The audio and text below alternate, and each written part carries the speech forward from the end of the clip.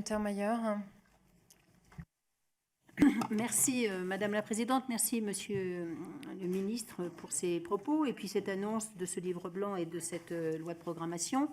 Je m'associe effectivement aux propos qui ont été tenus par mon collègue Favergue en demandant à ce que les parlementaires, c'était une question mais moi c'est un souhait, que les parlementaires soient associés localement à la réflexion qui pourrait être menée à ce sujet.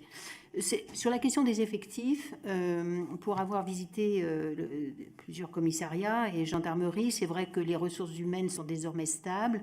Dans nos campagnes et dans nos villes moyennes, le sentiment est que les effectifs ne vont pas augmenter de manière très sensible. Ils constatent que les écoles de formation sont pleines et que lorsqu'on est lauréat à un concours, il faut attendre un an avant d'avoir une place pour bénéficier de cette formation. Donc sur ce point, je voulais avoir votre sentiment et puisqu'on parle de formation, aussi de la formation dédiée aux sous-officiers en matière de maintien de l'ordre, parce que beaucoup m'ont fait part de leur souhait de bénéficier d'une formation en matière de maintien de l'ordre dès lors qu'ils sont sous-officiers. Ce problème des effectifs donc, et de la ressource humaine peut être en partie compensé par un souci de rationalisation des actions. Et je voulais vous faire part de 3 actions qui m'ont été proposées. La première, c'est sur la garde des détenus à l'hôpital le week-end, qui en fait a des traductions concrètes en moins de patrouilles sur le territoire à un moment où il faudrait qu'il y en ait plus.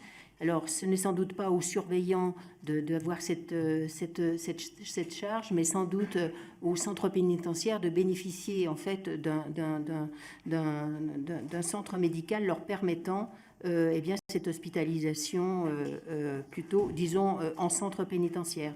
Une deuxième interrogation, c'est sur la pose des scellés qui revient aux policiers et pour lesquels ce sont 2 heures par jour de fonctionnaires en moins sur le terrain qui ont été évoqués. Est-ce que vous avez sur ce point une réflexion? Et la dernière qui m'a été également posée, c'est la question des procurations qui sont dans les gendarmeries et les commissariats chronophages pour les fonctionnaires.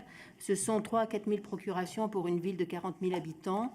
Il faudrait, me semble-t-il, avoir également une réflexion sur ce dernier point.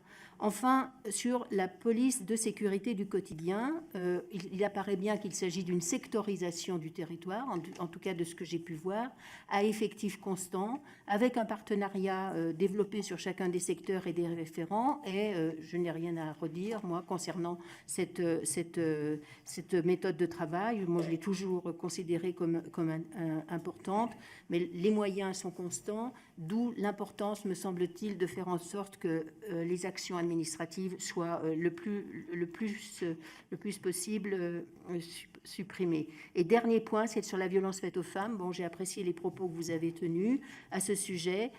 J'ai constaté que dans les gendarmeries, mais aussi dans les commissariats, vous avez désormais des travailleurs sociaux mis à disposition par les villes ou par les départements.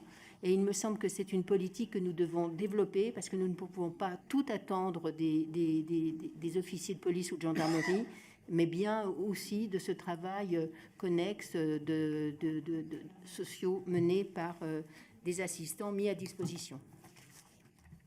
Je vous remercie. Monsieur... Si vous me permettez, on fait...